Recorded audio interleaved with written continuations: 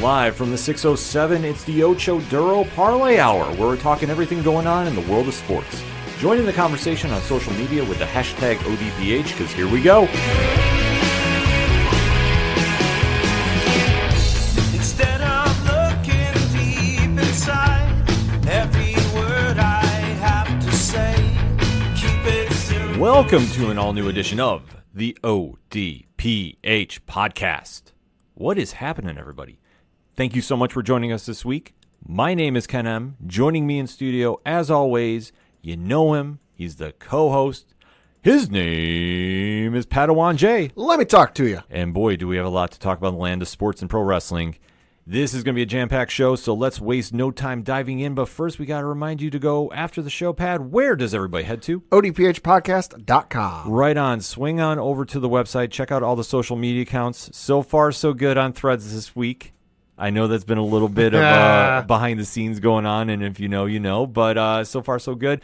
It's great catching up with all our listening audience on Threads, as well as the other platforms. Seeing a lot of numbers going up, and that is amazing to see, so keep that up. We definitely like talking after the show with everybody. Also, check out the TeePublic store link, Pad. There is a big announcement that TeePublic released, so shout out to everybody there. Nice. You ever want to get an ODPH hat? You can now. Ooh. So they have a couple different styles up right now. So if you want to get a hat for the summertime to go to the ball game with, no better time to do it than right now at TeePublic. So definitely go out and support the brand that way. Saw some sales happen this past weekend, so thank you so much for checking it out and supporting the brand in that manner.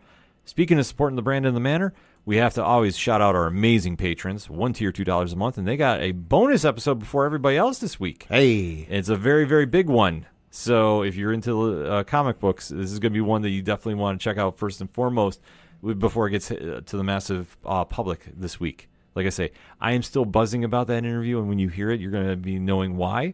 So let's just say this patrons got hooked up first and foremost. Now everybody else is going to hear it after. So if you want to be like the cool kids, one tier, $2 a month, and boom, it's right there at your fingertips.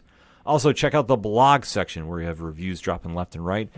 The classified section, which has friends of the show, such as 3FN Podcast, doing amazing things this past week. Did Batman 89. Nice. Great episode. Also, Dragon Master Games, Nerd Initiative, and so many more. Also, the directory. Pat, how many providers are we on? 691,495. Sounds about right to me, so I don't question it, because he is the statistician to the stars for a reason, folks. He knows his things.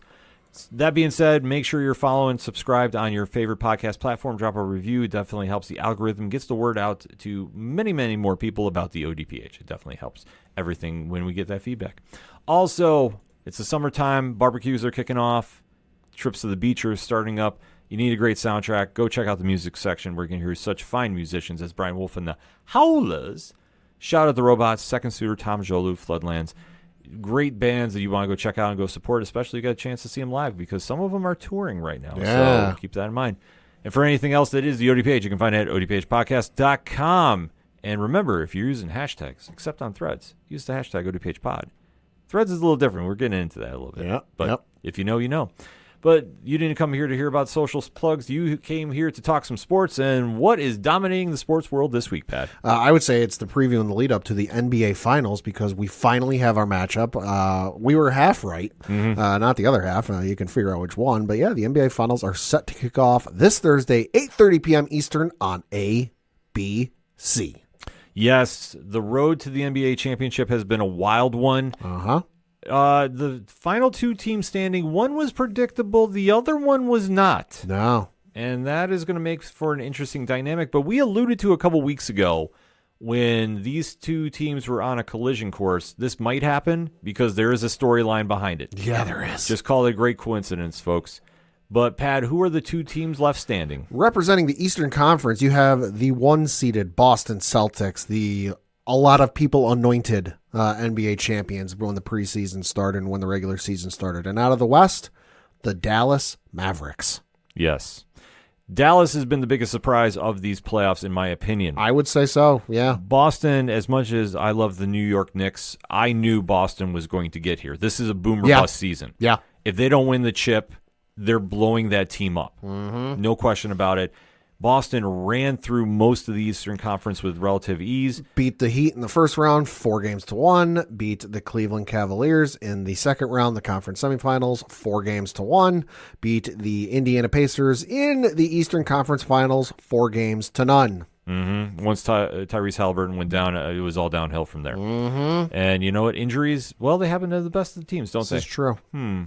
So that being said, Boston has been waiting for a week now, almost, it feels like. Almost, yeah. To see who's coming out of the West. And, Pat, who are they going to be facing? That's the Dallas Mavericks, the 5th-seeded team who beat the LA Clippers in the first round, 4-2. Faced the Oklahoma City Thunder in the conference semifinals, the second round, beat them 4-2. They were the number 1 seed. Then they went to the conference finals, the third round, and faced the 3-seeded Minnesota Timberwolves, who they beat 4-1. That series was very surprising because Minnesota had been on fire. Minnesota knocked off the reigning defending undisputed champs. Yeah, and a lot of analysts were saying Minnesota was going to punch their ticket to the finals.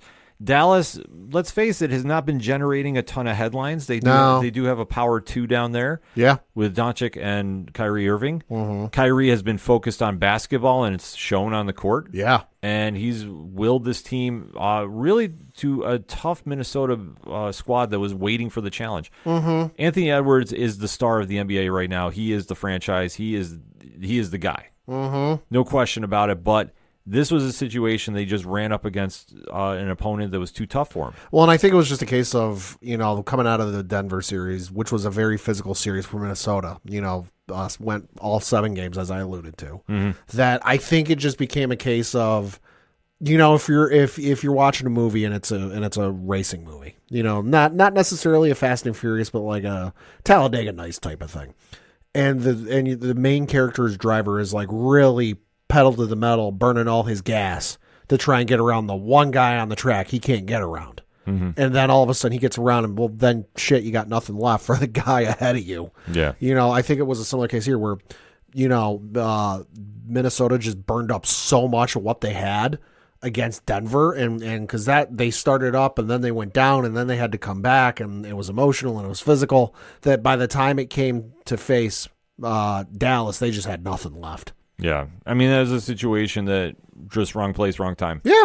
And for Minnesota, this is a series to build off. It's a learning experience. Them in Oklahoma City. Mm-hmm. There's never such thing as a good loss per se. Right. But this is a learning experience for both teams because both are relatively young. And being in that spotlight, especially facing a veteran team such as Dallas, that's going to test you. Yeah. And this is a situation that Kyrie Irving has the most experience, I think, of anybody on both squads. Well, and let's not forget if you've seen the videos of what the environments Luka Doncic has played over in Europe. Luka's also battle tested for playoff basketball. Oh yeah, holy hell! But he's very young and he's a rising star. Yes, but Kyrie's been to the mountaintop. Exactly. He went there with LeBron and arguably one of the most memorable championships in all of NBA history. Yeah, I'll agree with that. Because of how they scrapped and battled back. Yeah. Like, that's the one thing. When Cleveland beat Golden State, that was a monumental series for many, many reasons. Yeah. And that really has shown in Kyrie's play this time around because he faced Anthony Edwards. He did not back down, and he literally took him on head-to-head. Mm-hmm. And I love seeing this matchup. Because this is what you want to see. You want to see stars versus stars. Yep. We finally got that here. Yes, we did. And just for Anthony Edwards, and unfortunately, it just wasn't enough. No. And now they're going to have a lot to look at in the offseason. Yeah. Much like everybody else. But with Dallas, there is something that is looming overhead that we alluded to a little bit. Mm-hmm. And, Pat, what is that? That would be the time Kyrie Irving spent in Boston. And after telling the kid he didn't want to leave, he wasn't going anywhere. Well, he left. Mm-hmm. That was a very big dramatic storyline, too, because there was also the time he stomped on the head of the Boston Celtics logo at midcourt. Mm-hmm. There was that whole mess. There was he walked around the perimeter of the court burning sage. Yeah. There's a lot of stuff that happened. There's a lot of things that happened, but for him, he is going to be walking into a very hostile environment. Oh, to say the least. That he created, let's be honest. Remember what it was like, if you remember, when Alex Rodriguez went into Fenway Park after his steroid suspension? Mm-hmm. That I think it was like the first series back that season was in Boston and how just loud and mean everybody was, it's going to be something similar. Oh, absolutely. But it is something he created, like you alluded to. He has been a very polarizing player. Just 3 years in Boston, for those who don't remember, from 2017 through the 2019 season. Mm-hmm. And he was, because remember, he left Cleveland, couldn't play with LeBron, wanted his own team, wanted to be his own superstar. And it didn't work out there, so he decided to form up the super team with Kevin Durant and company in Brooklyn. That really backfired on everybody involved. Mm-hmm. And he wound up going to Dallas for almost next to nothing. Yeah. And he has now found a very comfortable home in Dallas, mm-hmm. which is good to see because we're hearing more about his playing on the court than his off-the-court antics. Yeah, which is, after the one season, is a fucking blessing. Oh, absolutely. Holy hell. Absolutely. I love talking just what he's doing with sports. Oh, I do too. And I don't get to catch First Take all the time. I'll go through, I'll catch highlights, but it got a little old after a while, and I get why they did it. I'm not blaming First Take or any of the producers or anybody in charge of what they talk. It was the big button topics. But for me, it just got old just to hear everything he did every single day. So to have him on the court playing and not hear about anything else going off the court is just, music to my ears. Mm-hmm. Like I say, we're unfortunately going to hear about this the history lesson repeating for quite some time, for at least the first 3 games. Yeah. Like I say, once they leave Boston, I think it'll be a change of scenery. Will calm that down a bit. But what is going to be a real test is to see how he comes out and the rest of Dallas for a Boston team that is going to be very well rested and honestly, who has the most pressure on them. Uh-huh. If Dallas loses, it's bad, but it's not as bad as if Boston Nobody loses. really expected Dallas to be there. Everyone expected to be, everyone except Boston Celtics haters.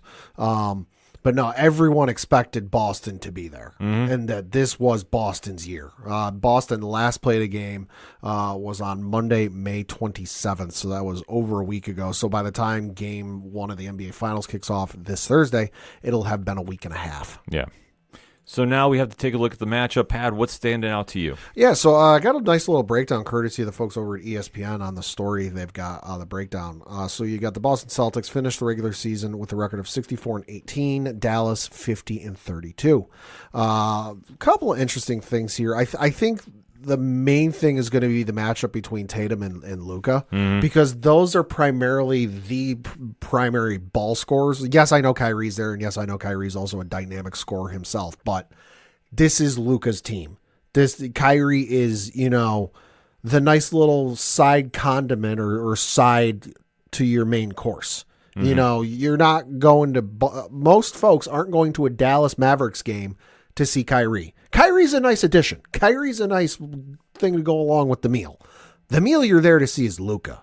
So to me, the interesting thing is going to be the matchup between Tatum and Luka, and just see what happens with that, and just who, because I think this is going to be a very defense optional, series. I don't think it's going to take the over. Take the over on every game, however long this goes, whether it be 4 or it goes 7. But this is going to be a high-scoring game, and it's going to be very interesting to see whose defense can hold up in those crucial moments late game. I think this all really boils down to Jason Tatum, to be honest with you. For being one of the superstars in the NBA right now, and one that gets a lot of pressure about not winning, especially for how well he's been as a pro. And also, let's not forget, the Boston Celtics trading Marcus Smart last off season, and basically anointing Jason Tatum as, you are the guy, you are our guy for this team. Yeah. Talk about pressure. Well, especially with Boston, who's, let's face it, has had a rich historic history of championships with the NBA. And let's be honest, I'm not saying this as a hater. I'm just saying this as a fact. They've gotten a lot of mileage out of that 2009 run. Oh, absolutely.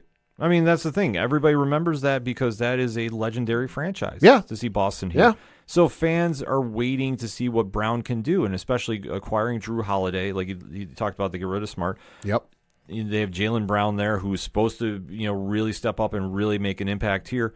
They have a very solid bench that they can go to as well. Al Horford is still doing good things. I mean, he's not the ageless wonder. Yeah. Udonis Haslem retired, so somebody had to take over that mantra. Right, and he's doing it well. I know that there's a lot of media that's trying to make a big deal out of Kristaps Porzingis.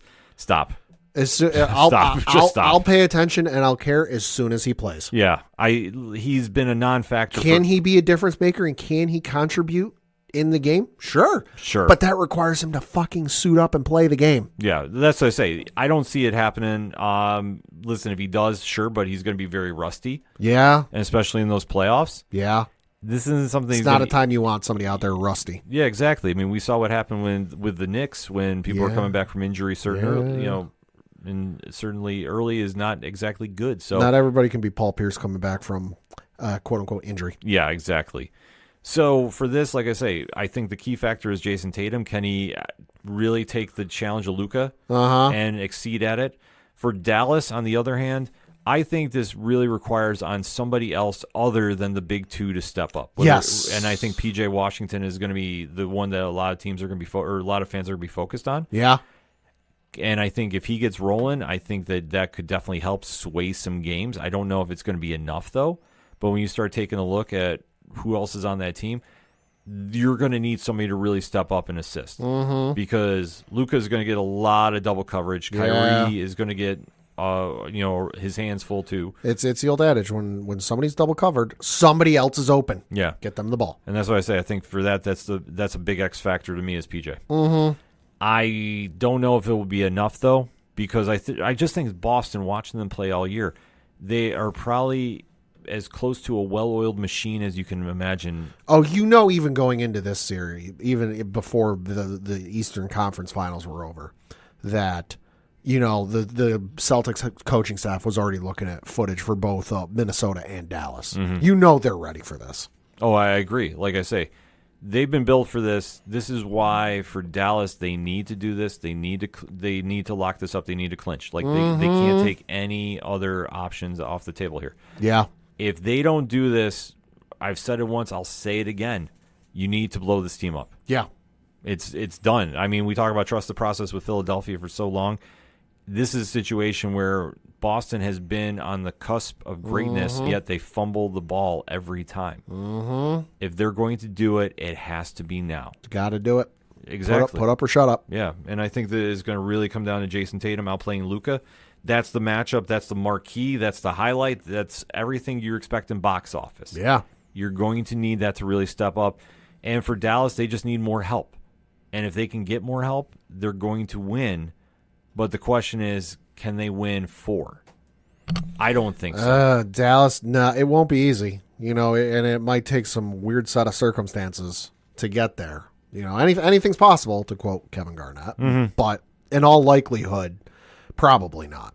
I don't think it's going to happen either. I think that this is honestly Boston's year. It has to be. Because I agree with you. Tatum's been in the NBA since 2017, and they've never gotten this far.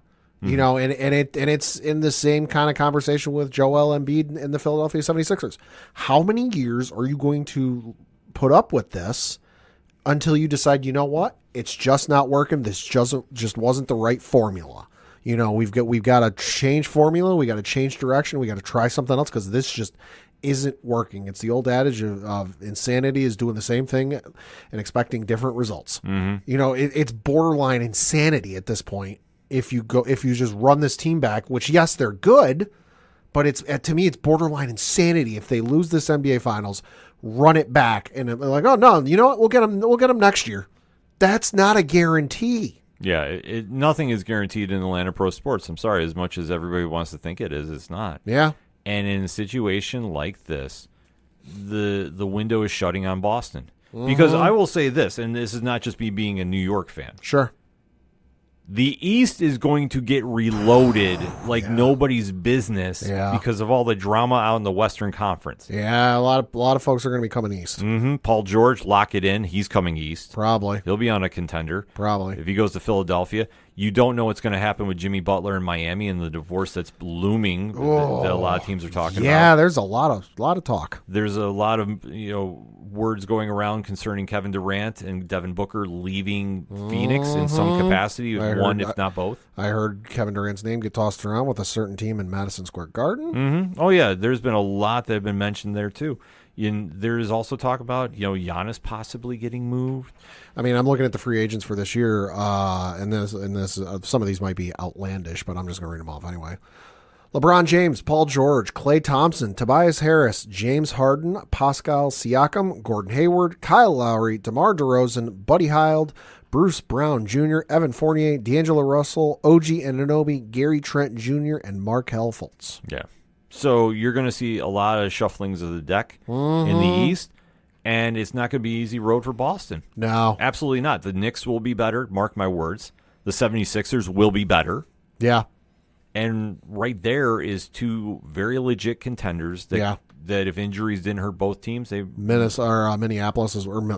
Well, that's Milwaukee. Milwaukee, yeah, Milwaukee's healthy, but yeah. I think Milwaukee, honestly, and I'll save this for another episode, has got a lot more problems than they're leading on to. Okay. And like I say, to get rid of their coach and get Doc Rivers in there mid-season, something was a little fishy in my opinion. Yeah. That's just my thing. So I just that's my unofficial guess. I don't know anything. I'm not an insider. But if I had to guess, like just the fact that Giannis was even getting talked about getting moved at some point, right? Whether there was any real strength behind it or not, that's a little telling too. Yeah, a little bit. So this is going to be a situation for Boston. They need to punch the ticket. I think they're going to do it. I think that they just are playing too solid of team basketball that they're going to give Dallas fits. And Dallas is not exactly known as a shutdown defensive squad. No, they're not. So you're going to literally have a shootout every night. Because I'm looking at, again, this little breakdown the ESPN article gives offensive rating and defensive rating. So for Boston, their offensive rating is 122.2, which is good for first in the NBA. Dallas is 117 even, which is good for eighth in the NBA. Defensively, Boston has a rating of 110.6, which is good for second in the NBA. Dallas has a defensive rating of 114.9, which is good for 18th in the NBA. Yeah.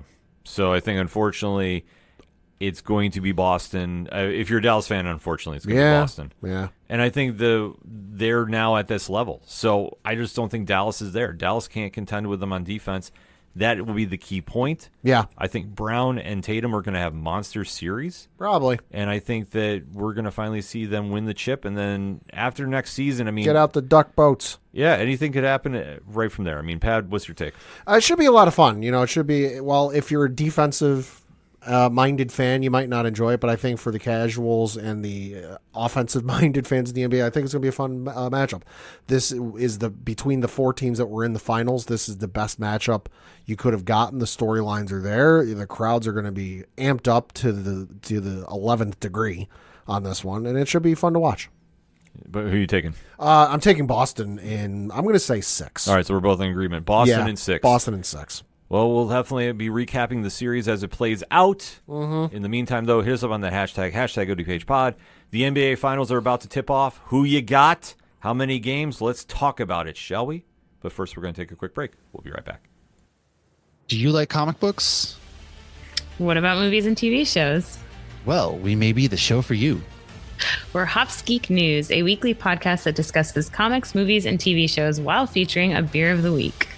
Every week, we chat about what we messed up on the week before, and then we dive into what we're reading and watching, as well as some news. We then wrap it up with a geek-themed topic of the week. You can find us anywhere you listen to podcasts by searching Hops Geek News. Cheers.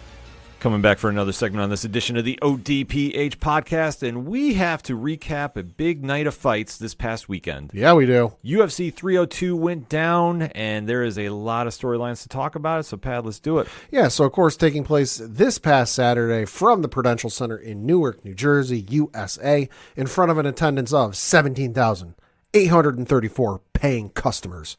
You had UFC 302. A lot of fights on this card, a lot of results on this card, a lot of interesting things with this card. We're going to jump right into it and start with the main card. And the first fight you had on the main card was in the welterweight division, where Randy Brown defeated, and I'm going to butcher this name, so I apologize ahead of time, Eliezer Zaleski dos Santos via unanimous decision. All three judges scoring the contest 29-28.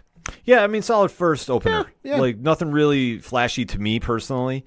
I thought the fight was very solid. I thought it was a great way to kick off the main card. Good start. It wasn't nothing too boring. Yeah, no, a great win for Brown. I think he needed this a little more. And it's interesting to see where he goes in a very stacked welterweight division. Yeah. Next up was another fight in the welterweight division. This one between friend of the show and fan of the show, Nico Price. Yes. Who defeated Alex Morano. Morano stepping up after the previous opponent Nico was supposed to face, Jeremiah Wells, pulled out of the contest due to undisclosed reasons. So Alex Morano stepping up on late notice. And Nico would emerge victorious, defeating Morano via unanimous decision. All three judges scoring the contest 29-28. So, like Pat alluded to, we're very biased. Well, great fight for Nico. Yeah, good bounce back win for him. He Great. lost his previous two fights, first to Robbie Lawler, then his one before that to Philip Rose. So a nice little bounce back for him. It's a great bounce back, and it's one that Nico is a guy that goes in there and literally leaves it all in the cage. So the fact that he went in and got the big W, especially in the primetime stage. On short notice. Hell yeah. Well, that's what, Because you got to figure, he game planned for however many months. Yeah. Oh, I'm going to face Jeremiah Wells. So you train with somebody who fights in a similar vein as Jeremiah Wells. You watch footage of Jeremiah Wells. We'll just say 6 months, whatever it is. I don't know what the actual time frame was for the training camp, but we'll just say 6 months. So you train day in and day out, a couple off days here and there, for facing Jeremiah Wells, only to find out at like the 11th hour or the weekend of, because previously Nico was supposed to be on the prelim card on ESPN Plus, and it got moved to the main card. So he found out the weekend of, like, oh, by the way, this dude you've been training to fight for 6 months, we'll just say, not fighting you. You're going to be facing this other dude. Good on you. Yeah, but that's one thing Nico does. He's one of the few breed left that is Cowboy Cerrone-esque. Anytime, any place, anywhere. Like I say, it's a last of a breed of fighters that we have seen, and last of a dying breed. Seriously, and I love seeing that he got the big W here. So, like I say, we're a little biased about it, but it is what it is. He is a friend of the show. He listens to the show, so shout out to Nico. Yeah. Next up was a fight in the middleweight division where Kevin Holland defeated Michael Olejniczuk via armbar submission at 1 minute and 34 seconds of the first round. I got to admit, I was surprised this ended in the first. But Holland looked great. Yeah, he did. I was very, very happily surprised at this. Good Lord.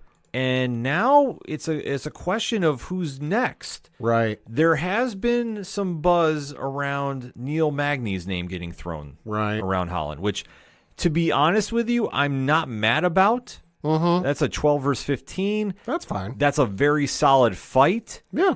I was also hearing another fighter, Pat, I know very close to your heart, the GOAT, was getting rumored to fight Holland, which I would pay. Like I said, you mentioned that person's name, which we'll get to him in a little bit. You mentioned that person's name. I'm fucking in. Oh, but think about it for a second. Yeah. Kevin Holland trash talk. The GOAT trash talk. Oh, God. The GOAT after time away trash talk. Yeah. Like, I heard there was some rumor about it. I don't know how much speculation there really was about it, but ever since that's been mentioned... Can we do, and they haven't done this in a while, and I know I've said this before, but I'm going to say it again. Can we do one of those mass press conferences they used to do where it was like the next 4 cards and some of the main fighters on those cards all at the same junction?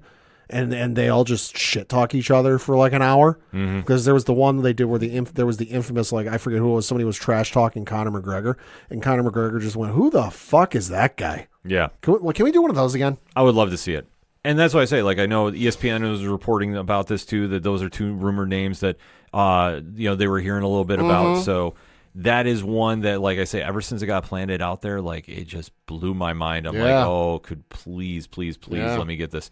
So, like I say, I've seen this on a couple fans' posts too, and ever since then, it's like the GOAT versus Kevin Holland. Oh boy, I need this in my life. Uh-huh. But like I say, I know ESPN was kind of doing about who was rumored to be next for him. Neil Magny makes a lot of sense too. Yeah, no, I agree with that. So like I say, 12 versus 15. I think that makes a lot of sense on the card, especially to Magny is he's a well-rounded fighter. Like I've talked about, he is not very flashy. He's somebody that goes in scraps. Holland is very loud and boisterous. I think it's a great clash of styles, and it's a real test for Holland if he's going to be a contender. So we'll see what goes from there. Next up was the co-main event of the evening, and this was in the middleweight division, where Sean Strickland defeated Paulo Costa via split decision. First judge scored this fight 49-46 in favor of Sean Strickland. Sean Strickland. Then you had the second judge score the contest 50-45 in favor of Sean Strickland. And then the third judge scored the contest 49-46 in favor of Paulo Costa. I got to admit, this was not my favorite fight of the night. Yeah. I almost wonder what fight these judges were watching, because you've got the one judge who scored the 50-45 judge who scored the entire thing for Sean Strickland.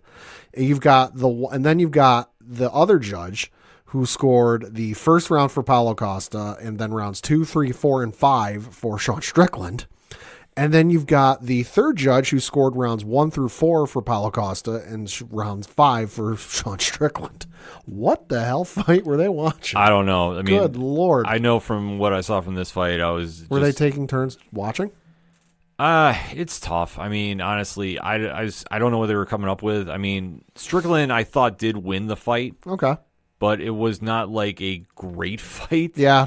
There's been better. There's been a lot better. There's been worse. I just think Costa was not up for the opponent. Like I say, going back to the ESPN article about who should be next and who should, the rumors. I refer to it as the rumors page. So like I say, this is just speculation by their amazing staff. They have everybody's kind of up in the air about where we go from here. Right. Strickland won, so it would make sense that he should be number one contender. Mm-hmm. He should be. Mm-hmm. Albeit, though, and I just think this is a situation in his case, he's got to put together an Aljamain Sterling type win streak to get back up there, which is not fair, but I don't think that he's going to get an immediate rematch. Well, I mean, I'm looking at the UFC.com/rankings, and current number one ranked fighter in the middleweight division is one Sean Strickland. Yeah, which he should be. Yeah. But I think a lot is going to take place with Duplessis and Adesanya. And because, I mean, you got Duplessis is the champ. Strickland's number one, as I mentioned. Then you got Stylebender is number 2. Robert Whittaker is number 3. Cannonier is number 4. Marvin Vettori is number 5. And just for argument's sake, Brendan Allen is number 6. Yeah, so I think there's just so much uncertainty there. Mm-hmm. It's tough to predict. Mm-hmm. And I think that, Duplessis and Adesanya has to happen. So there's also some dude, because I'm looking down, lurking at number 10. Some dude named Hamzat Chimaev. Well, see, here's the thing with him. Okay. He's very unpredictable about, he's had the injuries, he's come back. He's a guy, like I say, we talk about the Cerrone type fighter. Right. That's Chimaev. Pretty much. Why he is not back in there fighting somebody at this stage, I don't know. Got to be an injury of some sort. Well, that's why I say, I think it was coming back and is rumored about plug and play and giving him time for a camp and what have you. Sure. But I think, honestly, I would make Strickland Chimaev. Okay. I would do that fight in a heartbeat. Okay. And I think that you kind of have to see what happens there. But I know that Chimaev is scheduled to fight Robert Whittaker, if I'm not mistaken. And that is still, that is scheduled in June. Okay. So that should be on the next fight card. So depending on what happens there. But then again, it's I want to see Chimaev in the cage first. Because unfortunately, it's one of the situations we had a while ago with Nate Diaz. That fight is taking place, the one you alluded to with Whittaker and Chimaev. Mm-hmm.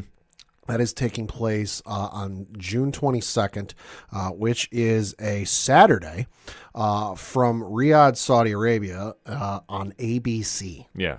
Well, let me retract that. I'm not Nate Diaz. I'm thinking Conor McGregor. Ah, okay. That, we're supposed to get this fight. We're supposed to get it, and it doesn't happen. And, okay. We're supposed to. Yeah, apologize for Nate. Gotcha. Because, Nate, I don't think misses too many fights. Not usually, no. If any, because, he's Nate. He's Nate. So, but that being said, with Chimaev, though, it's a situation where you're rumored so much to be fighting until you're actually in the cage and coming back.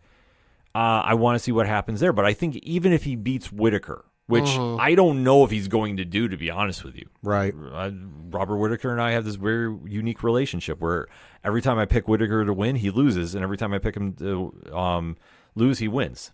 Side note, I'm looking at this card that Whittaker and Chimaev are on. Low-key main card is stacked. Oh, yeah. No, they've... Woo! Robert Whittaker Hamzat is your main event. Heavyweight co-main is Sergey Pavlovich versus Alexander Volkov. After that, you've got a light heavyweight matchup between Johnny Walker and Volkan Ozdemir. Then you've got Kelvin Gastelum versus Daniel Rodriguez in the welterweight division. Holy shnikes. I knew there was a low-key one coming up. And that's on ABC, folks, so that's for free. Yeah, which, I mean, listen, if Chimaev is supposed to be the big star that we all thought he was going to be, he's got to drive some ratings. He's got to win quick. It's a way to do it. Well, that's the thing. If he can do this, then, yeah, you have to mention him in a big title match. But I don't think you give him the belt. I don't think you make him in a championship match. I think you give him Strickland, and then okay, then there you go. Right. If he beats Strickland, I have no problem giving him a title shot. Well, and for what it's worth, the fight card on the Wikipedia page for this event, again taking place June 22nd, does list the Whittaker-Chimaev fight as a middleweight title eliminator. Well, it would make sense. For what it's worth. Well, the thing about it, let's be honest, the UFC has wanted to get Chimaev in that title picture. Mm-hmm. He's box office. Listen, you can't deny it. His impressive win streak, even though his last fight, if memory serves me right, was not one of his better performances against Gilbert Burns, if memory has me served. For Whittaker, let me pull. No, not Whittaker, for Chimaev. For Chimaev, let me pull that up. Because if I'm not mistaken, that's the last fight that really gave him some problems. Search record. Chimaev's last fight was against Kamaru Usman, which was a majority decision. Okay, so decisions, but he had Burns though. Gilbert Burns was 3 fights ago because he fought Kamaru Usman. He beat Kamaru Usman, submitted Kevin Holland, and then unanimous decision against Gilbert Burns. Yeah, Burns was the one that really gave him the test. That was the first one he got tested. Yeah, that was the one. That's the first one that at least I can see that went the full distance. Yeah, that was the first one that really took him to deep water. Fight of the night, though. Yeah. So, which, I mean, he is worthy of the shot. I mean, Kevin Holland, he ran through, though. Mm-hmm. And then... He ran through everybody. Well, that's the thing. Chimaev is a great fighter, but then again, remember, he was offered that fight against Nate. Yes. Couldn't make weight, threw everything out of a mess there. Yeah. So... when you start factoring all that, it's tough to pencil him in for a title shot. I'm sorry. Like, until he proves it to me, I mean, if I'm the UFC, I don't do that. I give him Strickland. Like, that's who I say, okay. It's almost got a vibe of some boxers, and I'm not naming names or anything, but just kind of the vibe I get is like the boxers who like are up and coming and really pick who they want to fight. Unlike the guys who are just like, yeah, give me whoever you want.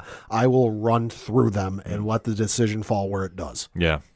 So we'll have to wait to see how that shapes up. But I think for Strickland, that's the fight I would make. Sure. If Chimaev wins, he gets that.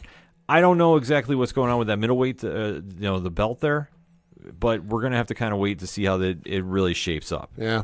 So... then we get to the main event of the UFC 302, and that was the one y'all came to see, and that was a matchup for the UFC Lightweight Championship with Islam Makhachev defeating Dustin Poirier at 2 minutes and 42 seconds of the 5th round via Barbaro choke. Well, this one was a lot better than I thought it was going to be. Yeah? To be honest with you, because, I mean, Dustin Poirier, let's face it, is a guy that has a legendary career and was one that... we know he's up against Father Time. Turns 36 in January. Mm-hmm. But so he's 35 and a half. But, we talk about tread on the tires. There's a lot of tread. He's been in some battles. The dude's first professional fight, and no, I say professional fight because he might have been fighting amateur, so this stuff ain't listed. But his first professional fight was for a federation called USA MMA, and this was that federation's 7th card called River City Rampage in Shreveport, Louisiana, on May 16th, 2009. Mm-hmm. It's folks, we're in 2024. Do the math. So like I say, and he's been in some battles. Yeah. Like I say, he's fought a who's who of anybody in MMA. Justin Gaethje, Eddie Alvarez, Max Holloway, Habib, Conor, Michael Chandler, Charles Oliveira, Benoit St. Denis, Islam Makhachev. I mean, the list just goes on. Cub Swanson. There's a whole list of names, folks. It's a 15-year career. Yeah, which we know he's up against. And this was arguably going to be his last time at a title shot. Mm-hmm. And it is what it is. Makhachev came in. He looked good. But so did Poirier. We have to think. This was ended in the 5th round, Pat. Yeah, that's no slouch. That's nothing to take, any light away from him. Like, this was a very big test for Makhachev. Mm-hmm. It was a situation that we thought maybe, just maybe, Poirier might have pulled something off. Yeah. Didn't happen. He busted him open pretty well, though. Yeah, he did. He definitely was, catching him with a couple shots. So it's now a situation of Poirier, I think, is retiring. He alluded to it. Yeah. I think that's the smart thing to do. Probably. And if he goes, I mean, he's an instant Hall of Famer. There's no question about it. Absolutely. I can't really see him sticking around for unless there's a big money fight to be had. I could see that, but it's probably a little bit of soul searching, a little bit of consulting with the family, his wife, and then seeing what makes sense for them. I don't think he'll be done with the sport entirely. I could see him showing up time and again, as a coach or in somebody's corner, kind of like what you see Khabib doing these days. Mm-hmm. Khabib's not gone from the sport. He's not sitting out at his home wherever he lives, living the life. He still shows up from time to time when he's coaching a guy. I think I could see Poirier doing the same thing. I mean, it could happen. Like I say, I think he's good making that transition at this stage. Yeah. Because there's only so many fights you can do. Especially now. when you've been fighting for 15 years. Yeah, unless he wants to fight Nate Diaz. Yeah. Because, that was always something. Or Nick. Yeah. Or, the Conor situation, that's He done. beat Conor twice. Yeah, exactly. In a row. Yeah, there's no money to be made there. No. There really isn't. No. I mean, if he wants to do something for, the BMF title or anything, if that's still a thing. Like I say, it's a thing, but only when they choose it to be. Right, which I'm just saying, in this circumstance, unless you want to do something like a marquee fight. Sure. Like, it means nothing. You're just going in there to scrap. You're going to put on a show. Sure. Then maybe have his attention if enough money's involved. But I don't. But like I said, money talks. Well, it does. That's why I say, like, he could come back and make a run for somebody if he wanted to. But but in the 155-pound division, it's over. I'm sorry. It just, you lose to the champion at this stage. You got to really work a way back up to get a title shot. Mm-hmm. It's tough, and I can't see him going to 145 again. That's out of the question. Yeah, 170, I can't either. 170 would be the only option. Maybe. I mean, he is a marquee name. Mm-hmm. He'd have to jump the line a little bit. But yeah, you could talk somebody into it, though.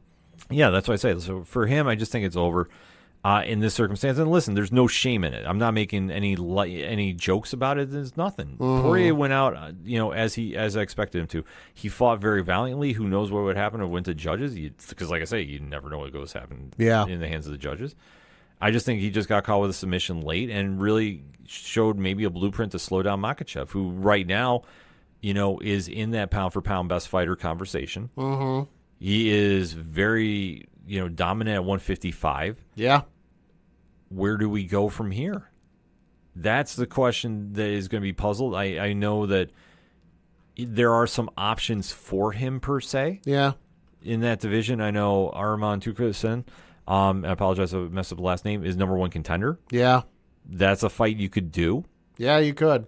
But then you take a look, Oliveira, he's beat. Gaethje. Yeah. Gaethje losing to Holloway didn't help matters. No. I think that would be an interesting matchup, but then again, you got to justify bumping him up there. Mm-hmm. Gamrot, I don't know.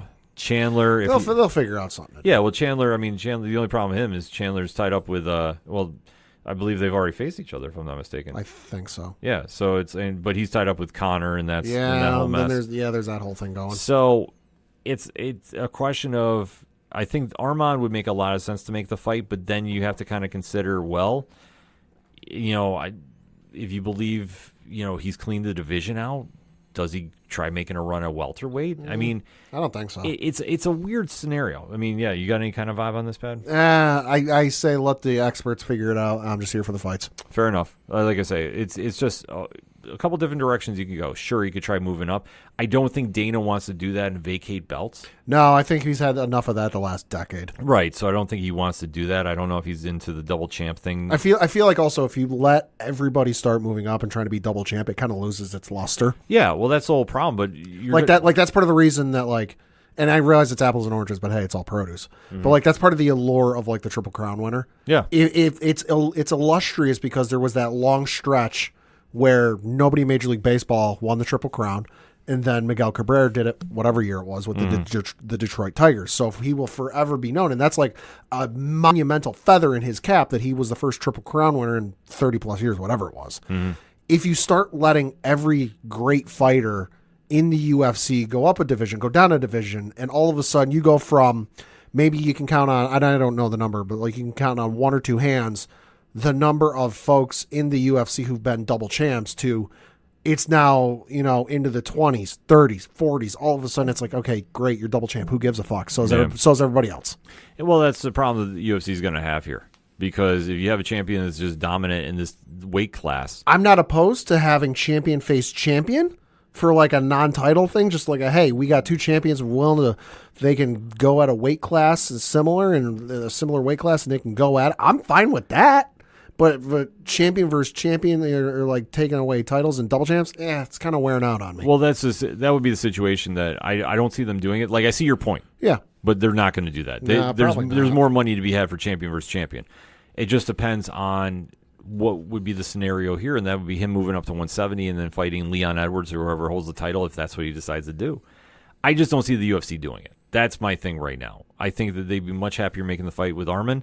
Or if somebody else jumps out there and really catches, Dana and the powers that be's ear, maybe that's a fight to make. I know Chimaev was also in that conversation too because he likes to fluctuate between 3 different weight classes because he's Chimaev. I don't know. Like to say, there's a lot of possibilities to be had here, but we just have to say Makhachev was really tested in this, and it will be interesting to see where he winds up from here because, like I say, you can look at all the speculation you want, and like I say, I referred to the great ESPN article I'm kind of citing a little bit from too, and I'm seeing how much I'm agreeing with them, which is a little crazy. But it's all really just very cut and dry with Makhachev. There's only a couple different directions you go unless you do something with a Justin Gaethje and you slide him in because of reasons. Or, because I just can't see him doing Max Holloway. I can't see him doing certain fighters. Arman's the only one I think that makes any sense to me because otherwise you're going to start getting really messy with doing some stuff. But that wasn't the only UFC news that kind of broke over the weekend? No, so this one broke shortly after we recorded, because of course it did. And that is, the greatest UFC fighter of all time is coming back. No, it's not Khabib Nurmagomedov. No, it's not George St. Pierre. No, it's not Chuck Liddell.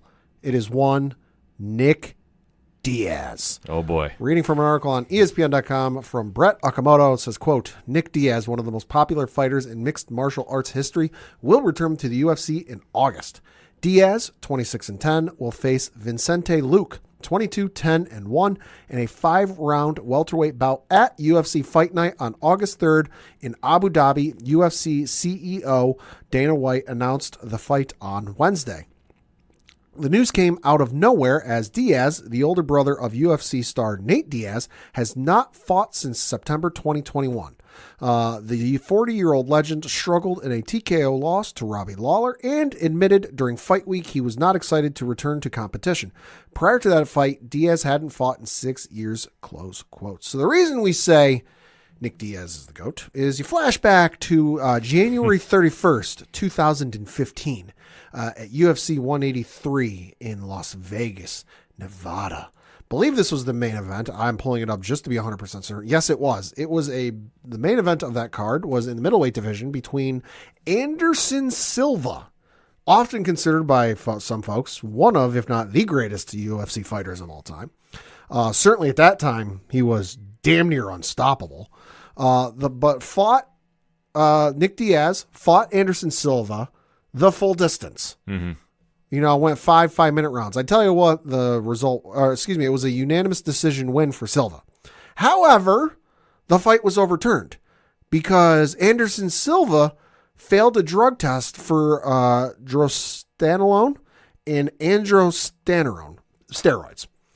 Diaz also failed a drug test for marijuana. Now, I'm not indicting or saying anything, about marijuana. I just want to point out the fact that Nick Diaz fought one of the greatest fighters of all time who was on steroids while he was high on marijuana, and he didn't get knocked out or submitted.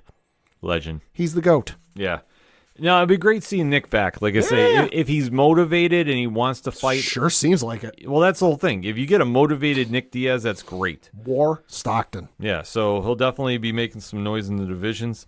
And then you never know what Nate's going to do, because I know Nate's been, off contract a little bit, doing kind of his own thing. So you never know. If we get the Diaz brothers back in, that's always a win-win. They're both their own enigmas. Yes. And they're amazing. Yeah. So that being said, a lot of storylines going on in the UFC right now. I know we're not touching upon the UFC 303 press conference with Conor and why it got canceled yet. Reasons. We don't know. Reasons. But we will be following up about that as that fight looms closer. In the meantime, though, hit us up on that hashtag ODPH pod. UFC 302 just wrapped up. What is your thoughts about Poirier and Makhachev? Where's everybody going after that? What about the middleweight division? That's a little more confusing, more so than ever.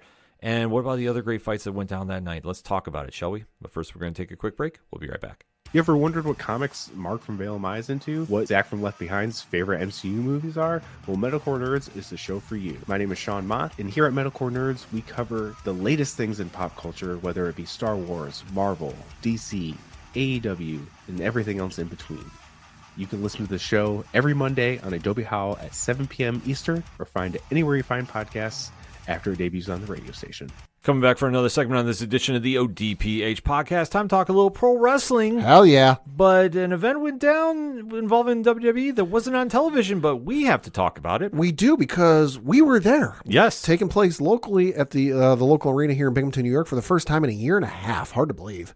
WWE returned to our local Binghamton area for a live show, and top to bottom, this card was fucking stacked. Yeah, it was a great night. Great night. Oh, the card opened with a World Tag Team Championship match with the Awesome Truth defending their belts against the Judgment Day and Finn Balor, JD McDonough. Awesome Truth won. Great start for the crowd. R-Truth, still the most over person in Binghamton. Short of maybe, I know Jey Uso and Cody Rhodes are close contenders, but it is shocking to me still how over R-Truth is here in Binghamton. Yeah, for the sellout crowd, I mean, it seemed like a sellout. I would say around 5,000. Give or take, yeah. Give take in there. Was just completely blown away. R-Truth has always gotten a warm reception here. And funny story with this, Byron Saxton and another gentleman, I forget his name, unfortunately, I apologize, were the ring announcers and hosts for the evening. They came out and they're like, hey, let's hope you're loud enough and make a lot of noise so the wrestlers in the back can hear you.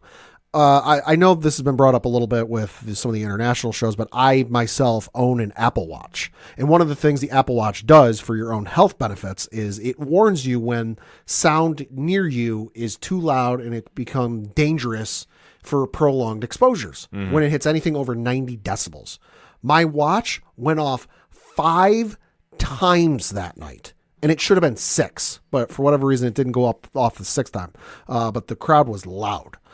Next match we had on the card was a WWE Intercontinental Championship, a triple threat between Sami Zayn, who defended his belt against Chad Gable and Bronson Reed. Sami Zayn emerging victorious, but pay-per-view level match here locally on a live show. Yeah, it was very solid. I mean, it's what you were expecting. I mean, we kind of seen this match before, but still it delivered in front of the home crowd. Then you had a women's tag team championship match with Jade Cargill and Bianca Belair defending their belts against Damage Control and Kairi Sane and Dakota Kai. Obviously, Jade Cargill and Bianca Belair retained. And I got to admit, I've not seen any of these competitors live in person. Real good to see them. And wow, Jade Cargill is she's already impressive on screen. In person, rough around the edges a little bit, but hey, time and some in-ring experience will help with that, but still very impressive. Oh, yeah, no, she looked great. I mean, every time we've seen her in the ring since she's been with WWE, she's just been getting better and better. It's not to say she wasn't good in AEW, right? But you can see the difference being made in how she's going about matches and just the overall setup. So, no, this was a very fun match. This definitely was one that got the crowd, really amped up and really going off. Yeah. So, a very solid showing. Then you had a women's world championship match with Liv Morgan defending her belt against Shayna Baszler, emerging victorious. Liv Morgan. This was fun. This is probably my favorite match of the night. Okay. I really think it was solid top to bottom. Liv has looked great. Yeah. Shayna was really laying in some strikes. Yeah, she was. So it was a very, very back and forth match. Oof. The only thing I will say is the ending, just their timing was off. There was a couple times. Yeah, that definitely stood out. Yeah. Then you had a World Heavyweight Championship match with Damian Priest defending his belt against the main event Jey Uso and Drew McIntyre, Damian Priest emerged victorious. This might have been my favorite match of the night just because of the sheer absurdity with this match. It was just fun for the crowd. You had Jey Uso doing about 100,000 yeets. Also, I got to say, the Jey Uso entrance already looks incredible on screen. It is a whole different experience in person, especially when you literally get an arena full of people all doing it at the same time.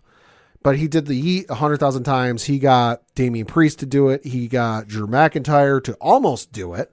You know, Drew McIntyre cut a promo on us because we were chanting CM Punk at him, because of course we were. You know, but the match was fun. They got the ref to eat. They got one of the announcers to eat. It was just fun. This is the beauty of going to live events, especially if they're not on television. Yeah. They're still a fun experience. The wrestlers are really interacting with the crowd. Yeah. You could see how Jey Uso was playing into the crowd and everybody's reciprocating, and they were just kind of broke away from their normal storylines to give a little fun moment here and there. And like I say, that if you're a younger fan, you remember that more. I mean, Drew McIntyre, at one point, Jey Uso was yeeting so much that every time Jey Uso would yeet, he'd like fall into the corner and throw a fit. Yeah. It was just fun. Then had a little bit of an intermission. And coming out of intermission, we had a match between Shinsuke Nakamura and L.A. Knight. Yeah. Of course, with LA Knight, cut a little bit of a promo when he come out saying how he wanted to fight Logan Paul and take his U.S. championship. And he goes, "It doesn't matter if that match takes place on a pay-per-view or in Birmingham." Whoops, I'm sorry. I mean Binghamton. Yeah, LA Knight botched the name of the city, and he was booed. He booed himself. But we all booed him. We all booed him, and he booed himself. But yeah, LA Knight defeated Shinsuke Nakamura, and it was a fun match. It was coming out of the intermission. People still very getting quick. Back. Yeah, people coming back to their seats. Co-main event of the evening was a women's championship match between Bayley and Tiffany Stratton. Bayley emerged victorious. Again, I've seen Bayley here locally. I had not seen Tiffany Stratton because, hey, she's only been on the main roster for less than 6 months. Very impressed. Yeah, I understand, the appeal of why she's so good on the main roster. Yeah, no, Tiffany had a great performance. Yeah. Their timing was off, though, too. That was something we got to be honest about. That's what the house shows are for. Right, but it was still a solid match, but there was a couple of moments in the early beginnings where it just seemed like they were out of sync for what they were trying to do. And then our main event was for the undisputed WWE Championship between Cody Rhodes and AJ Styles. Cody Rhodes emerged victorious in a hell of a match. Very good match. Yeah. Much like we saw at Backlash a little bit. A little bit. I was not going to say not a 1-to-1 rematch, but it was close. No, it was definitely close. It was a fun experience. Cody getting the big win. Yeah. And then he did something which I was a little surprised he did. I was too. He did address the crowd after the match. And he did plug his time being here at our local federation, Excite Wrestling. Yes, he did. Which Cody was doing when he left WWE. He was on his world tour of the world. Yeah. So he did stop through. Pat actually had a great experience with Cody there. I did. I paid a little bit of money to get a photo in ring with Cody. And I now, mind you, never set foot in a ring of any sort whatsoever, but went around, stepped to walk the steps, and I'm terrified I'm going to get my foot caught on the rope and faceplant in front of Cody and everybody else. Did not happen. Stepped in the ring. Cody greeted me. "Hey, how are you? How you doing?" And I said, "Great. Nice to meet you. Thanks for coming."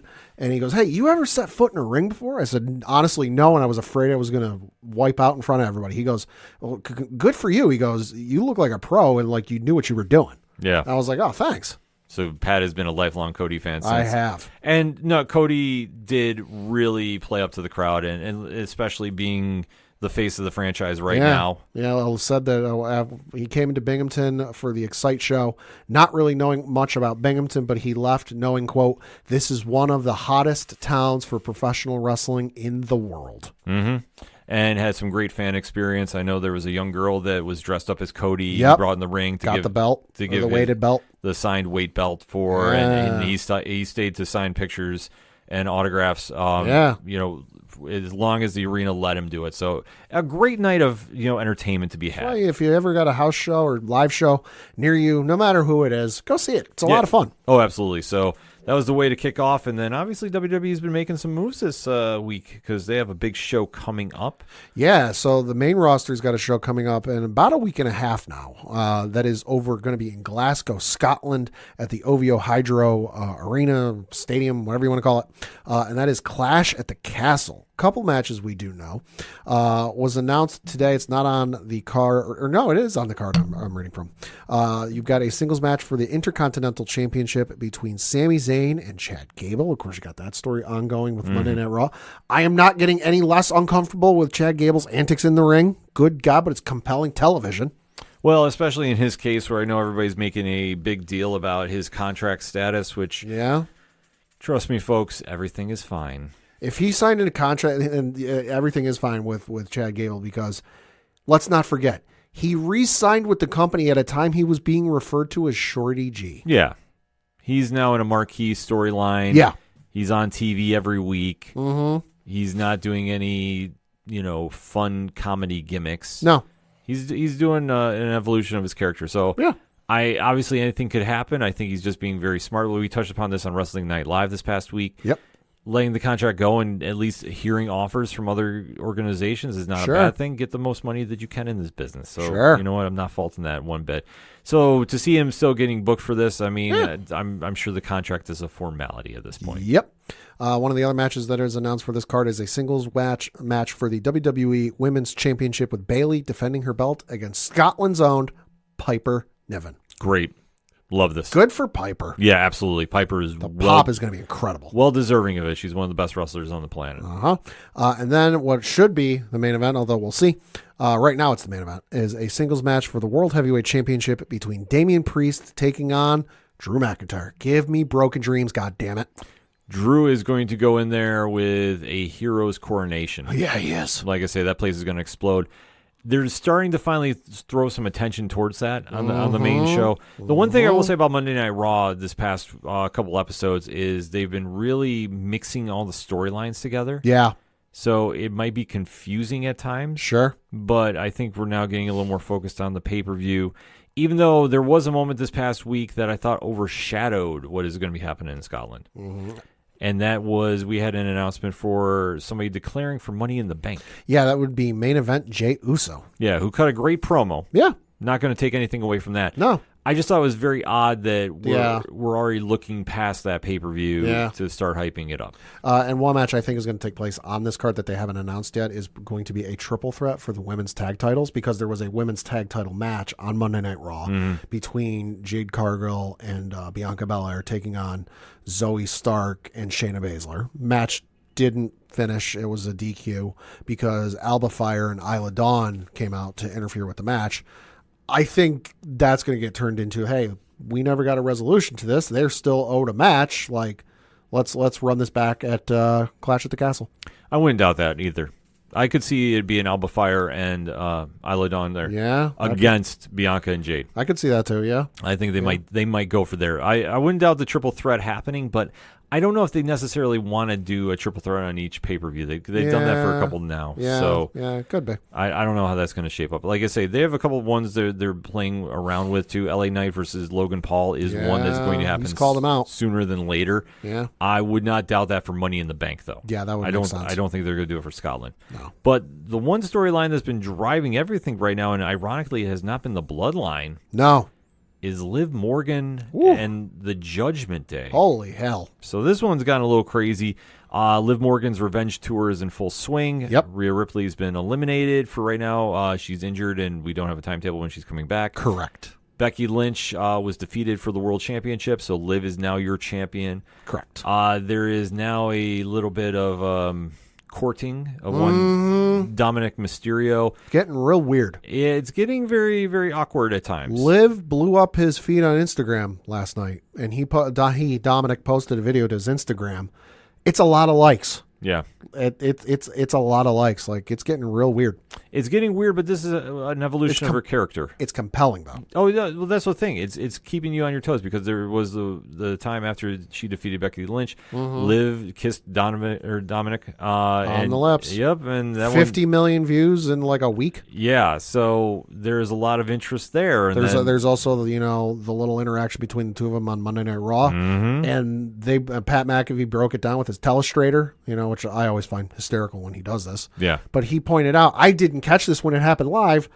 He smiled at her. Yeah, in like a coy, playful way. Yeah, well, I mean, I think he's just proving his MVP status that we've alluded to, that his character reactions are getting very, very good. Yeah.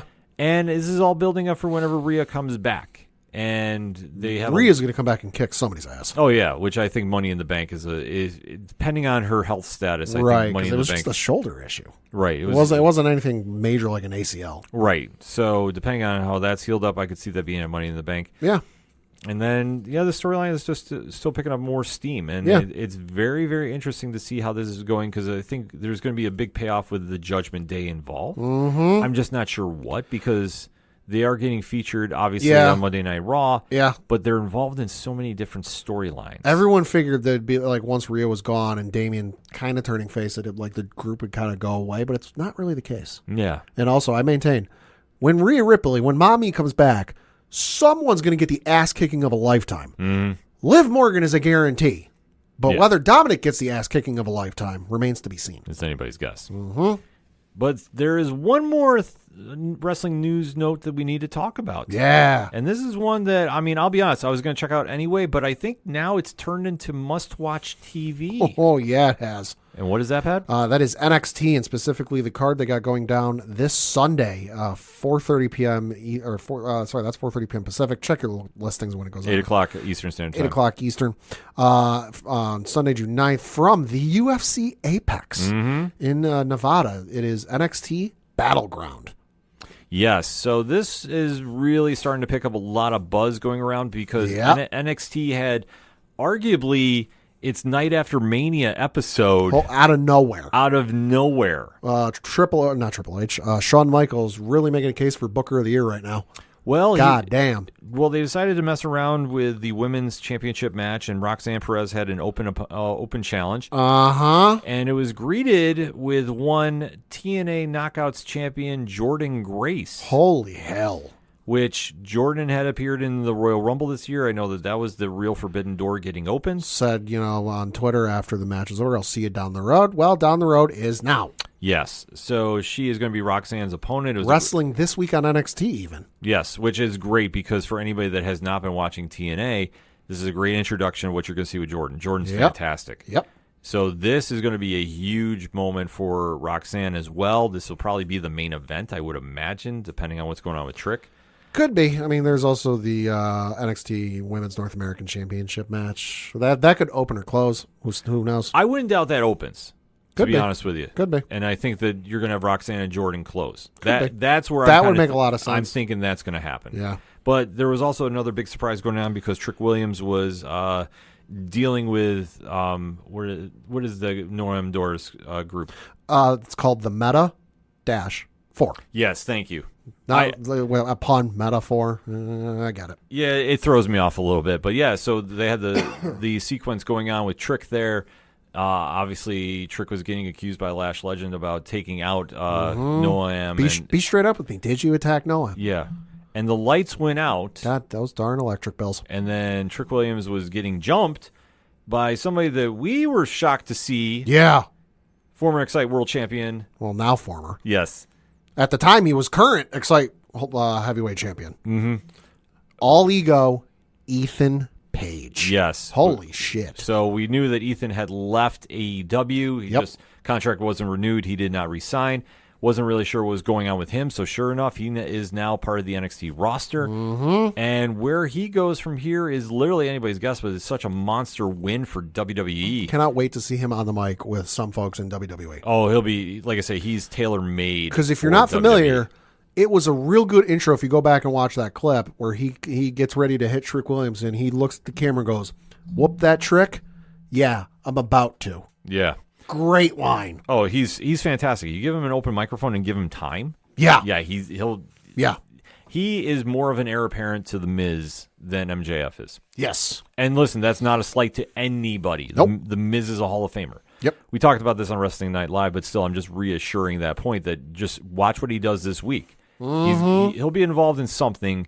Not necessarily going to say he's going to have some FaceTime with Trick, even though I wouldn't doubt they. I don't know if they would hot shot it that fast. Yeah. But I could see there will be a confrontation of some sort. Could be. And then, obviously, this now created so much buzz heading into Battleground. Yeah. So, I mean, obviously, we alluded to the card is happening this past week with one more NXT happening as we record tonight. It's anybody's guess, but for the card as it stands right now, Pat, how are we looking? Looks interesting, to say the least. You've got a tag team match for the NXT Tag Team Championships with Nathan Frazier and Axiom defending against Luke Gallows and Carl Anderson. I think this is the OC. Okay. I would not doubt it. I mean, they've been kind of building up something there. Okay. Frazier and Axiom are not a bad tag team. I like seeing them, but I just think the OG. I have a feeling with what happened with AJ Styles and the fake retirement heard around the world part 2. Yeah. That I think this is going to be their time to win. Remember, folks, when a wrestler is on screen talking about their future and they're in a pastel-colored suit, don't believe them. Don't believe them. I would have thought OC, and then, as you alluded to, the events on Friday went down, and they were finally face-to-face with AJ Styles for the first time in months, and it seemed like they were almost on the same page again. So this will be interesting to see, just because I could see them kind of getting back together with AJ, like, hey, let's put the past behind us, let's work together, kind of thing. But, well, we'll see. Then you've got a singles match for the NXT Women's Championship, which we alluded to, Roxanne Perez taking on Jordan Grace. Wouldn't it be something if Jordan pulls this off? I think she does. And wins? Oh, I'm kind of hoping she does. I think she does. I think the one Because thing... that'll blow the roof off the internet. Well, that's the whole point that they're doing this for, and I think it makes a lot of sense business-wise. Nothing against Roxanne No. by any means. No. But with Triple H, Nick Khan, Shawn Michaels leading the way here, this is a huge way to create some buzz. Yeah, it is. And it'll have fans talking, especially for NXT that is going to be moving to the CW. Yep. You want to have fans tuning into the product. You want to make it must-watch TV. Absolutely. Jordan winning opens up a lot of doors. And then who knows what's going to happen. I mean, obviously, I fully expect we're going to see some NXT, if not WWE superstars, coming over to TNA's next pay-per-view. Should be. And doing some work there. So I'm going to say, I think There's rumors. Jordan wins outright. Yeah. I'm gonna say Jordan too. Then you've got Shayna Baszler taking on Lola Vice in an NXT Underground match. This is going to be the sleeper of the night. Should be. Because a lot of fans don't realize Lola used to fight in, I want to say the PFL. I don't know if it's UFC. But she is a legit MMA fighter. Fought in Bellator, actually. Okay, so it's Bellator. Bellator. She's got a professional MMA record of 4-1. Yeah. And like I said, she's solid. Shayna Baszler, former MMA fighter. Yeah.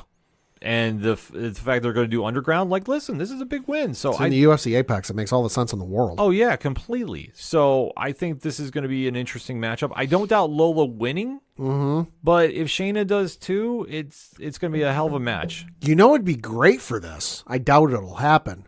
Get one of the UFC refs to ref this match.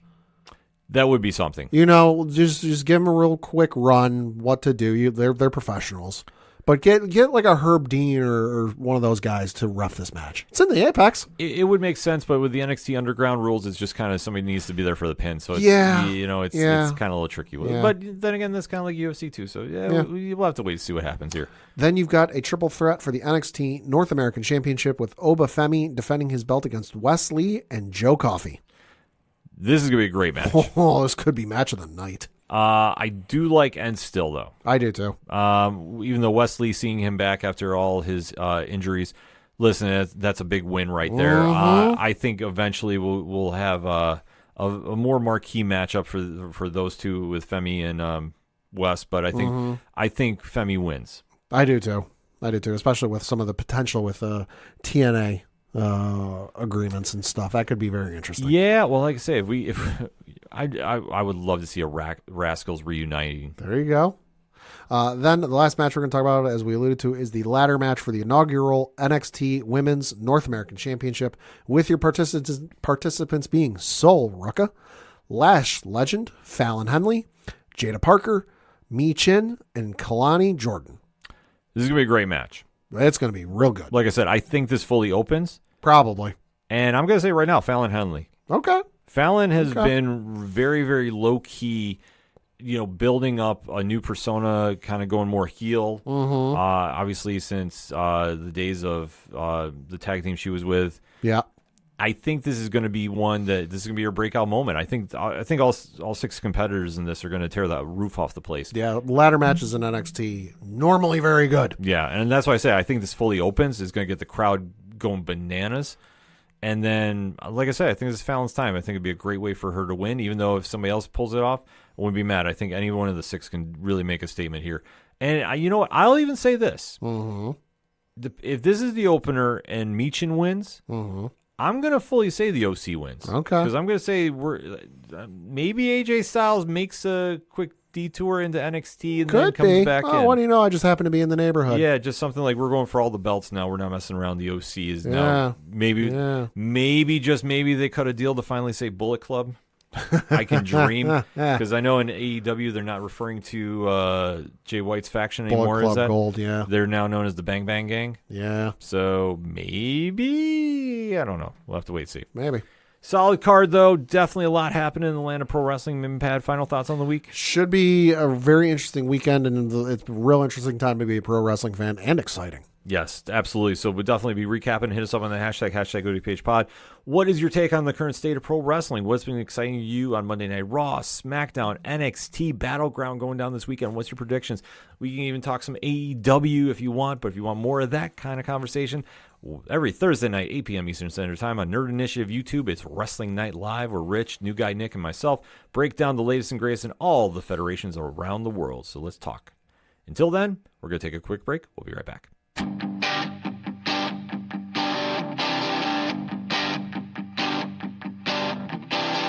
This is Tom from Tom Joe Lou, This is Matt from Sideroom Sounds. and you're listening to ODPH Podcast. Wanna go where no one knows my name, to the desert, the oceans, or the plains. 'Cause I wanna... Coming back for the final segment on this edition of the ODPH Podcast Sports Edition. Pad, what you got? Got a couple things to talk about. First of which, obviously, being the local minute and looking at the standings for the Eastern League in AA minor league baseball. That is the division where our local Binghamton Rumble Ponies play. Slipped a little bit this week. Binghamton sitting in third place behind Portland, the Boston affiliate, in first place with a record of 28-23. Hartford, the Colorado affiliate, is in second place with a record of 27-23. Binghamton is in third with a record of 26-23. Somerset, the Yankees affiliate, is in fourth with a record of 25-26. New Hampshire, the Toronto affiliate, is in fifth with a record of 23-28. And then you've got Reading, who is the Phillies affiliate, sitting in last place with a record of 21-30. Looking at the schedule from this past week, the Rumble Ponies were at home playing a series against Harrisburg. They had a game on Monday, May 27th, of course, because that was Memorial Day, where they won by the final score of 7-3. Off on Tuesday, but came back on Wednesday, lost by the final score of 2-0. Won on Thursday, 8-2. Lost on Friday by the final score of 7-2. Lost on Saturday by the final score of 6-0, and won on Sunday by the final score of 3-2. Looking ahead to their schedule, they got this week, they're out of town playing Bowie. They're playing Tuesday, June 4th at 6:35 p.m. Eastern, Wednesday, June 5th at 6:35 p.m. Eastern, Thursday at 6:35 p.m. Eastern, Friday at 7:05 p.m. Eastern, Saturday at 6:35 p.m. Eastern, and then Sunday is at 1:05 p.m. Eastern. Don't worry, folks, though. They will be back home to play the Somerset Patriots, the Yankees affiliate, starting Tuesday, June 11th. So for more tickets, information, all that good stuff, bingrp.com. Now we got to talk a little bit of baseball news because we got a little bit of a gambling update of sorts. Unrelated stories, but they're related in subject matter. The first of which is, for the first time since 1924, an active Major League Baseball player has been banned for life because of gambling. Reading from an article on ESPN.com, it says, quote, Major League Baseball has permanently banned Tucupita Marcano after determining the infielder placed hundreds of bets on baseball, including wagers on games involving the Pittsburgh Pirates when he was with the team last season. Major League Baseball said Tuesday that Marcano placed 387 bets, totaling more than $150,000 in October 2022, and from last July through November with a legal sportsbook. He became the first active player in a century banned for life because of gambling. Marcano appears to be the first active major leaguer banned under the sport's gambling provision since New York Giants outfielder Jimmy O'Connell in 1924. Pete Rose, baseball's active career hits leader, famously agreed to a lifetime ban in 1989 after an investigation concluded he bet on the Cincinnati Reds games while managing the team. Quote, the strict enforcement of Major League Baseball's rules and policies governing gambling conduct is a critical component of upholding our most important priority, protecting the integrity of our games for the fans, Commissioner Rob Manfred said in a statement. The long-standing prohibition against betting on Major League Baseball games by those in the sport has been a bedrock principle for over a century. We have been clear that the privilege of playing baseball comes with a responsibility to refrain from engaging in certain types of behavior that are legal for other people, close quote. So he hasn't been in the majors super long. Looking at his stats on baseballreference.com. For the majors, he's in 3 seasons. He's played 149 games at the major league level. At the minor league level, he's played about 6 years, various divisions, but total of about 149 games. So not super long, but I know some people are like, well, they advertise the gambling and DraftKings and all that. Yes, that's true. But it's been an active rule since like the Chicago Black Sox, back in 1918. You don't do this. Yeah. It's the one rule that Trevor Plouffe for John Boy Media, who was a Major League Baseball player for 9 years with Minnesota, Oakland, Tampa Bay, and Philly, said he said you can find the video on the John Boy social media. It's the one rule they go over with in spring training, verbatim, word for word, start to finish, that they actually read from the rule book that like you cannot bet on baseball. It's fine if you bet on, say, the NBA Finals or, week 12 of the NFL or, preseason NHL hockey, but you cannot bet on baseball. It's akin to insider trading.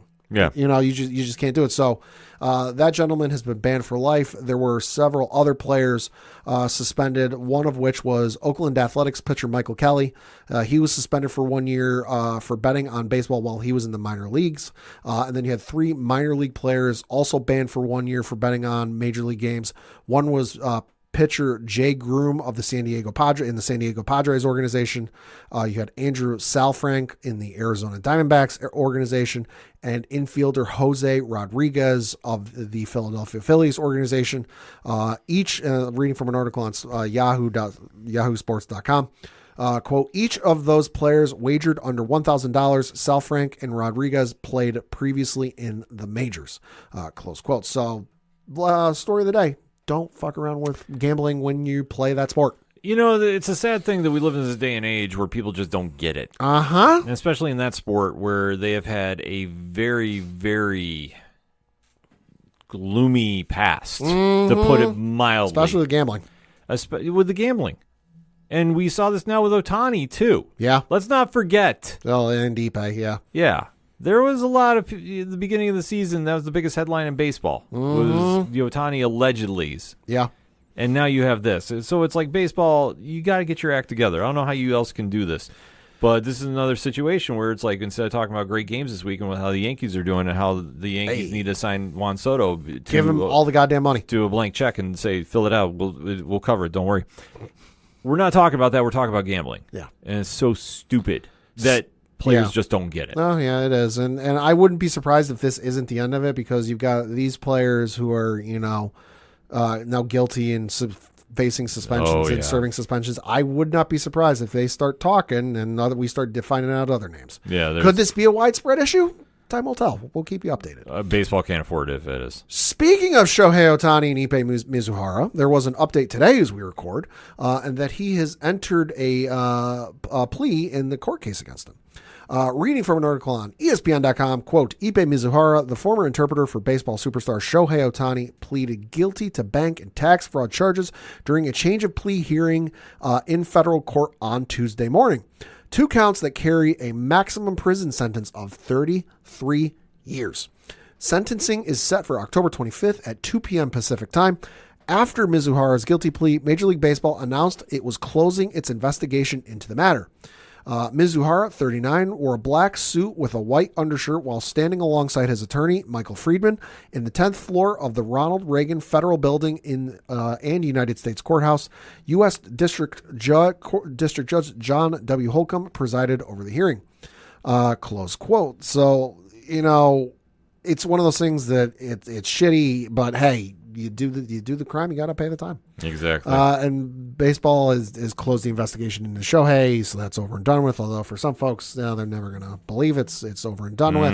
Ohtani did release a statement, though, saying, quote, now that the investigation has been completed, this full admission of guilt has brought important closure to me and my family. I want to sincerely thank the authorities for finishing their thorough and effective investigation so quickly and uncovering all of the evidence. This has been a uniquely challenging time, so I am especially grateful for my support team, my family, agency, lawyers, and advisors, along with the entire Dodgers organization who showed endless support throughout this process. It's time to close this chapter, move on, and continue to focus on playing and winning ball games, close quote.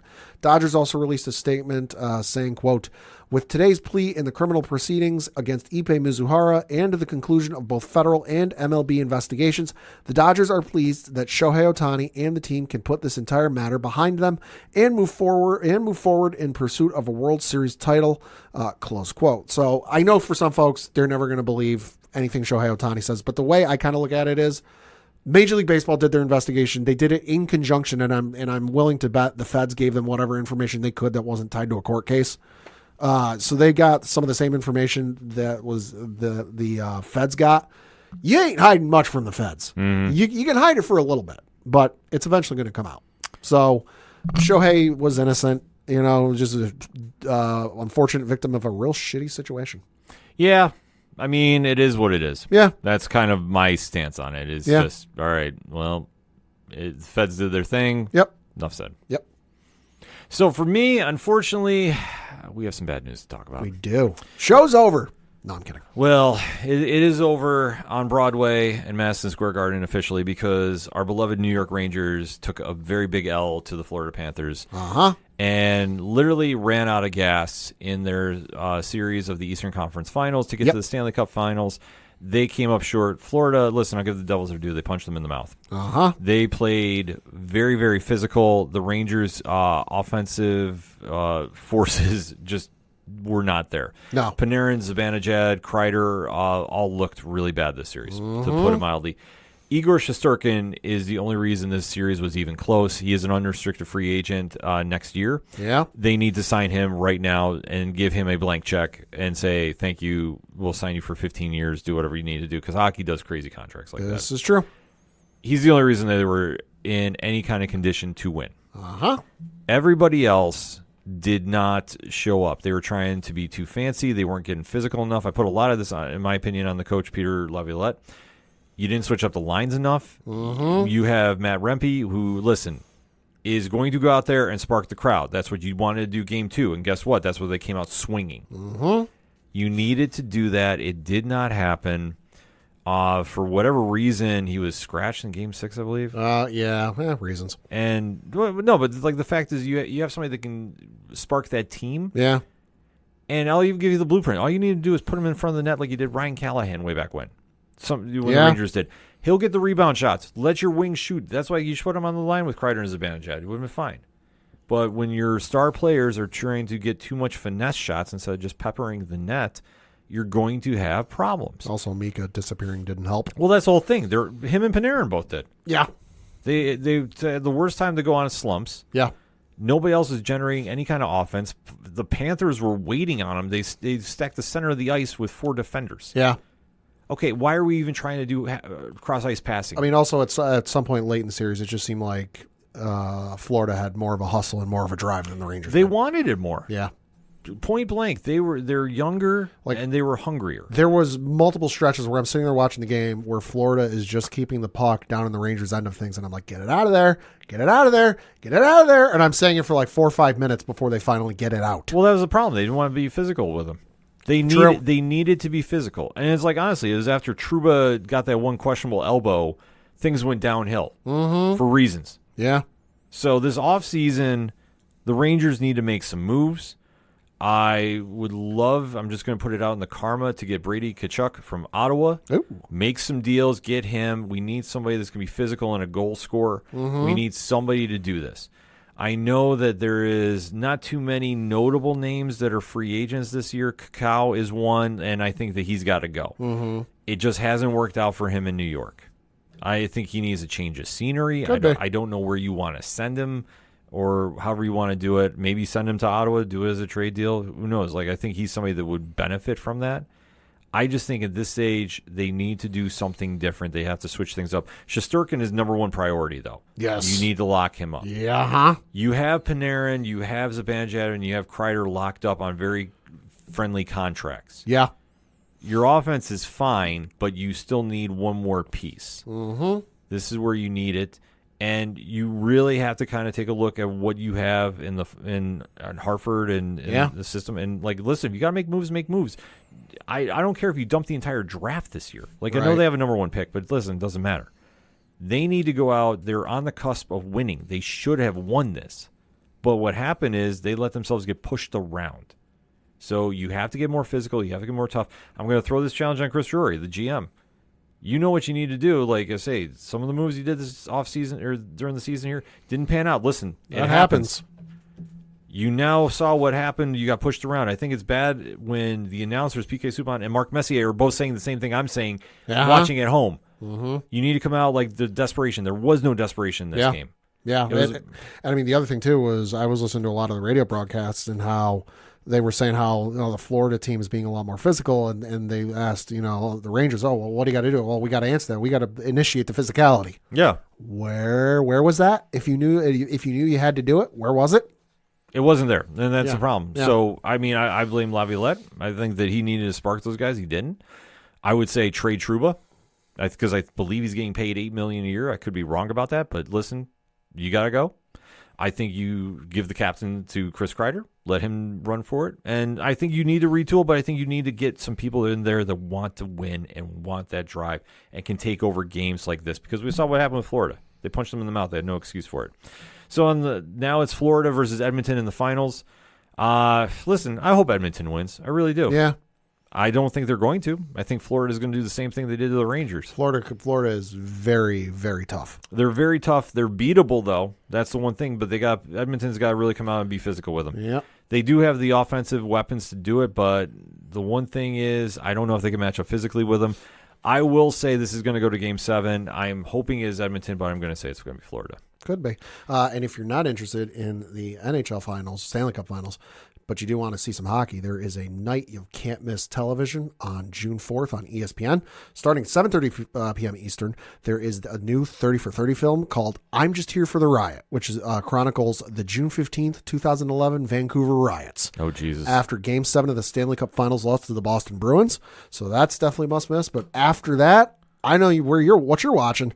9 p.m. is the E60 from Jeremy Schaap titled No Easy Victories, the 1994 New York Rangers. Absolutely. I'll be watching that. I'm going to need something to cheer me up after that. It's still Blue Shirt Nation all day, but you know that one hurt. That one really hurt because we had the window. Yeah. They should have won that, but they decided not to. They let themselves get punched in the mouth. They had no game plan after that. So do better next year, Rangers. I will be watching, and trust me, we'll be having a lot to say about that here on the show. Sigh. For anything else that is the ODPH, you can find it at ODPHpodcast.com. That's it for sports this week. So for the one only Padawan J, fuck the Astros. I'm your host, Ken M. Blue Shirt Nation, stand up. We'll get through this, I promise. Thank you as always for listening to the ODPH podcast. We'll see you next time.